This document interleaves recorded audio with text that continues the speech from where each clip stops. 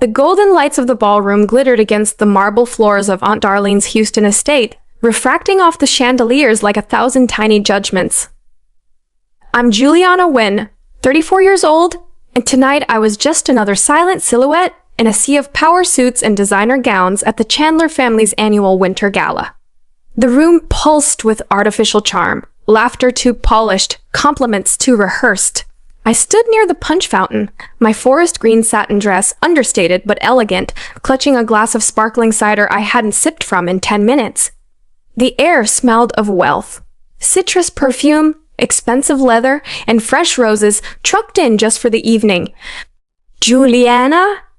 Aunt Darling's voice sliced through the hum like a flute played too sharply. Still working as a secretary at that tech place? What's it called again? Pressline Dynamics, I replied evenly. Still their executive assistant to the CEO. Her pearl earrings swayed as she laughed lightly. Darling, you're far too smart to fetch coffee for someone else. You should be running something by now. I nodded, smiling just enough to be polite. I didn't tell her I was running something. That Crestline's board had quietly appointed me interim CEO 2 months ago, after a sudden resignation. That just yesterday, I'd finalized a $200 million 0-cents acquisition that would change our market position for good. But I wasn't here to impress. I was here to watch. Jules, my cousin Reed grinned as he swaggered over, one hand in his tuxedo pocket, the other twirling a bourbon. He'd recently become vice president of outreach at Chandler Holdings, a glorified title for someone who golfed more than he worked. I heard Crestline's hiring, he said, nudging me with his elbow. I can pull some strings for you. We need admins and legal. I took another slow sip. Thanks, Reed. But I'm happy where I am. He smirked. Happy is for people who've stopped trying. Maybe he was right. I had stopped trying. To prove myself to them. Their version of success had never included someone like me. I stared across the ballroom at the family legacy etched into oil paintings. Chandlers in suits, Chandlers at ribbon cuttings, Chandlers on magazine covers. I knew mine was coming soon, just not the way they expected. 12 years ago, when I was just 22, I'd sat in this very house, in Uncle David's walnut-paneled study, with a flash drive full of business models and a fire in my chest. Fresh from Stanford, I'd pitched a consultancy that would help minority-owned startups scale using AI-backed market analysis. Uncle David leaned back in his chair, unimpressed. Consulting? Sounds risky. Aunt Darlene laughed. Honey, you'd make a wonderful executive assistant. You've got the organized type. I had smiled through their laughter, nodded when they said maybe next year. I went home that night, slipped out of my heels, and stood barefoot on my tiny apartment balcony in East Austin, whispering a promise into the dry Texas air. I'll build something so big, they'll pretend they always believed in me. And now here I was, Crestline's new CEO, quietly confirmed, publicly unannounced. The ink on our $200 million 0-cents deal with a global logistics firm still drying. The PR team already drafting my Forbes profile. Reed and Aunt Darling could keep their smirks, because soon they'd be hosting another gala, and this time my face would be on the invitation. I didn't build it for applause. I built it because I had to prove, if only to myself, that I was more than their dismissals. I called it Altura Strategies, a name that meant height in Spanish, a nod to the places I planned to reach. It started above an auto body shop in East Austin, the kind of place that smelled like grease and ambition. The walls were thin, the AC rattled, and the internet barely held during video calls. But I had a dream, a laptop, and the grit no one in my family had ever seen in me. They thought they'd buried me in doubt, but really, they'd handed me the shovel to dig my own path. Altura wasn't just a company.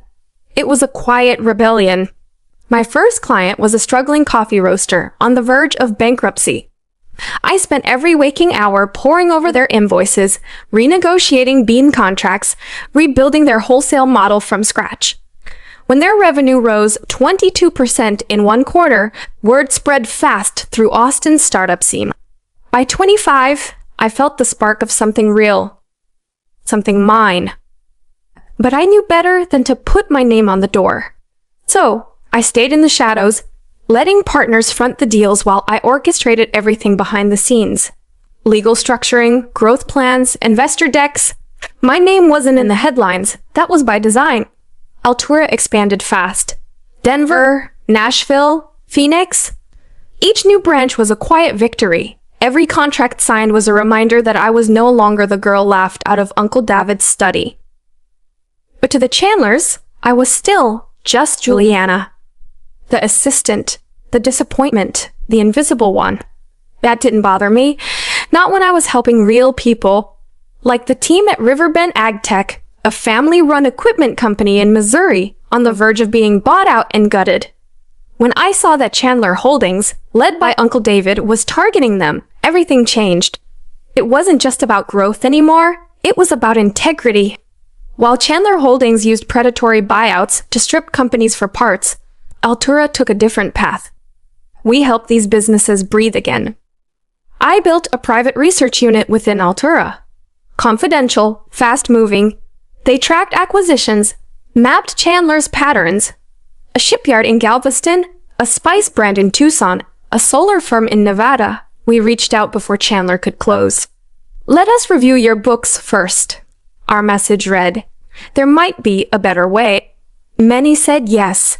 Those who did, we worked miracles, custom 90-day plans, cash flow triage, strategic pivots. Most never sold, they survived and thrived.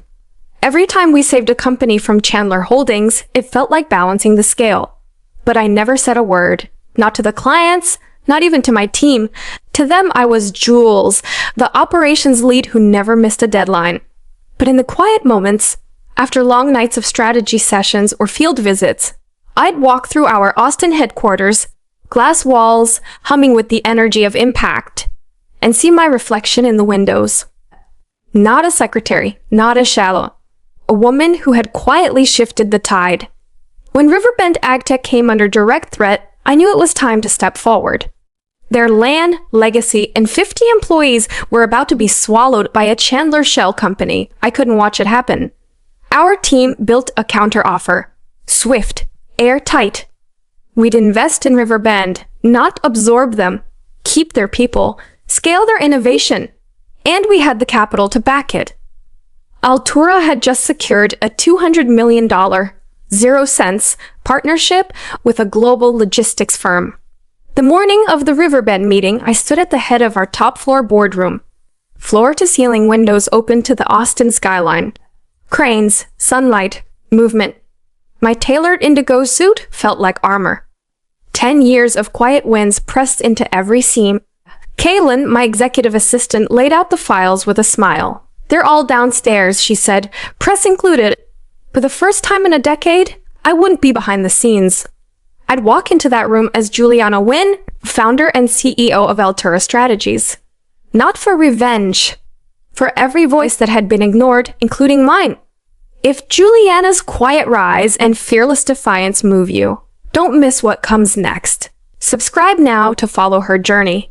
From the shadows of doubt to the spotlight of power, each chapter reveals how resilience rewrites legacy, one bold move at a time. Her story isn't over, and neither is yours. Join us as the truth steps fully into the light. Merger terms, equity ratios, acquisition leverage. At precisely 8:45 a.m., the Chandler Holdings delegation arrived at the Frost Tower conference level in downtown Austin. Uncle David, Reed, Meredith Chandler. They didn't recognize the woman at the head of the table, not really. To them, I was still the forgettable niece who once fetched coffee at family parties and silently filled out spreadsheets no one asked for. I stood, buttoned my blazer, and met their eyes with composure. Good morning, I said evenly. I'm Juliana Wynn, CEO of Altura Strategies, and I'll be leading today's meeting. Meredith's fountain pen slipped from her hand and hit the table with a sharp clink. Reed's smirk froze, jaw tensing as he flipped open his notepad like it could shield him. Uncle David blinked slowly, squinting as if reading my name tag would change what he was hearing. You? He asked. CEO? I nodded. letting the silence stretch before adding, "You never saw me because you never bothered to look." I motioned to Kaylin, who distributed the proposal folders across the table, each sealed with Altura's gold crest. Inside, the full merger offer for Riverbend AgTech, backed by our 35% share acquisition, already secured through private placement. I calmly recited the list of strategic blocks we'd implemented in recent quarters. Greenridge Textiles, Solar Vista, EchoScan Medical, all transactions you attempted, all stabilized through Altura intervention. The room stilled. My voice was steady, but each word landed with purpose. I wasn't here for personal revenge. I was here to reclaim the dignity so many families had lost at the hands of ruthless takeovers. David's face didn't move, but the veins on his temple betrayed him. Reed rifled through the document, muttering about regulatory scrutiny. Meredith whispered, "She's been in the room this whole time." I leaned forward. "You can sign the merger agreement, retain partial benefit, or wait. In 10 days, I'll complete the open market acquisition of Riverbend's remaining shares. Altura will hold control, with or without your participation." David pushed back his chair, storming out without a word. Kaylin leaned toward me. "You want to pause the meeting?" I shook my head. "No. Let them feel the shift." 15 minutes passed. The boardroom remained tense, quiet but charged like the air before a storm. Then, the door opened. As returned, jaw set, but the fire in his eyes was gone. He sat. He signed. His pen scratched across the page like a reluctant surrender. I gave a respectful nod, gathered my folder, and walked out into the hallway.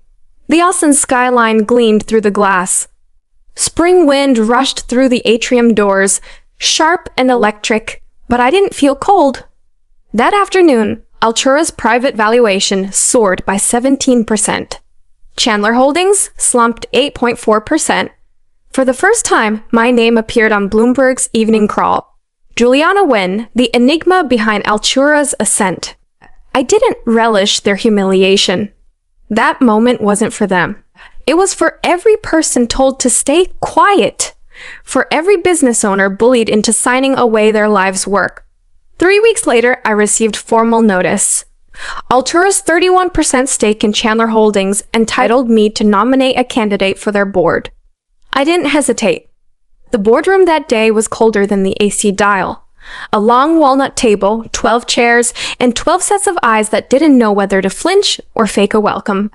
I walked in wearing an ivory pantsuit, heels clicking with certainty.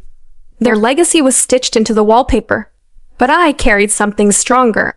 Earned power, quiet but undeniable. Reed was absent, sidelined by legal inquiries tied to a failed acquisition scheme that finally caught up with him. I stood at the front of the Chandler Holdings boardroom, surrounded by men who once dismissed me as an admin with delusions. My voice was even, my message unmistakable.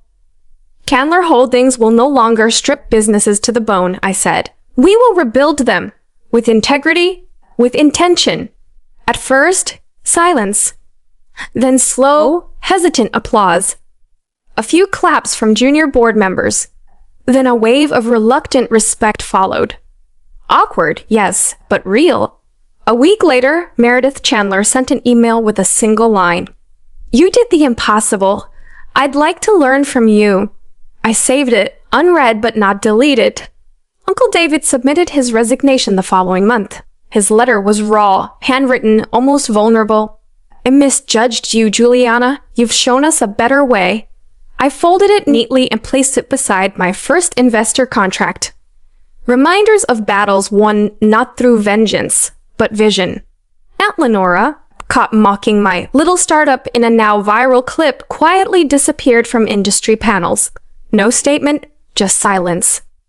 At a Houston finance conference, I passed Uncle David in the lobby. He didn't speak, only gave me a small nod of acknowledgement. These weren't trophies, they were tremors. Signs that something in the system was shifting. A culture long ruled by extraction and ego was learning, however slowly, to listen. Back at the Altura office, I stood by the floor-to-ceiling window overlooking Lady Bird Lake. Lights from the bridge shimmered like stars caught in water. I hadn't built this to destroy my past. I'd built it to rewrite the future. The media finally found me. I made front pages and financial segments, but I chose my moments. The spotlight is powerful, if used wisely.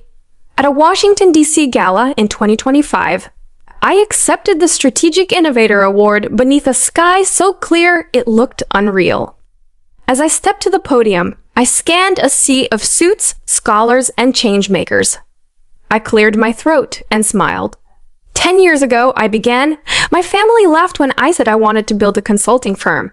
They told me to marry smart, not build bold. The crowd laughed with me, the good kind, warm, knowing. I listened, I added, just not the way they meant. More laughter, then stillness. Success isn't this award or evaluation. It's a message from a student that says, I didn't think I could until I saw you. The applause thundered, long and alive. Invitations flooded in after that night. Business schools, innovation summits, women's leadership forums. I accepted carefully, not to bask in spotlight, but to share the truth behind the shine. I told them about the late nights buried in spreadsheets, the mornings filled with doubt, the choices to stay in the shadows until I was ready to lead in the light. In every audience, I found someone, a young woman, a quiet voice, who reminded me of who I was.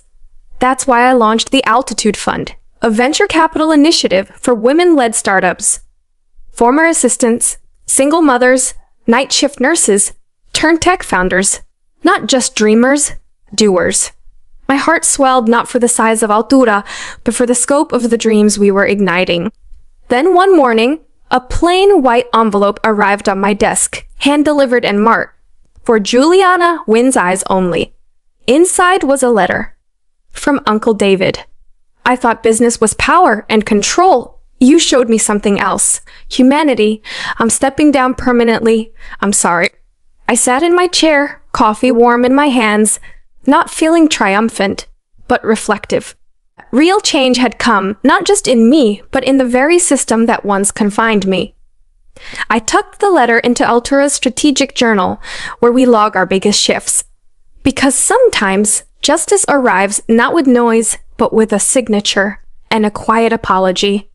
The first Altitude Fund roundtable felt like a sunrise.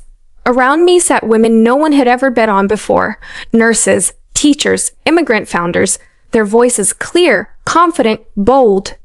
And I knew we weren't just rebuilding businesses, we were rebuilding belief. I saw my journey reflected in theirs, the sting of being overlooked, the quiet strength to rise anyway. Altura was no longer just a firm. It had become a signal fire, calling out to anyone who'd ever been told they weren't enough. I realized then, my legacy wasn't written in headlines or stock valuations. It lived in the courage I helped awaken, the permission I gave others to dream fearlessly. 3 months after the Chandler boardroom shift, my life was unrecognizable. No more hiding behind job titles or behind-the-scenes influence. I was Juliana Wynn, a symbol for those once dismissed. The world finally saw me, but I stayed grounded, choosing purpose over prestige. At a summit in New York, I told a crowd of young women, power isn't handed to you, it's built, brick by quiet brick. Even when no one's watching. Altura thrived, but the Altitude Fund became my heartbeat, supporting women who'd been ignored, yet now launched ventures blooming like wildflowers after a storm. As once the girl mocked for dreaming too big, now I rise not to prove anyone wrong, but to show you that you can rise too. If Juliana's journey moves you, subscribe and share your voice below. Let's build boldly together.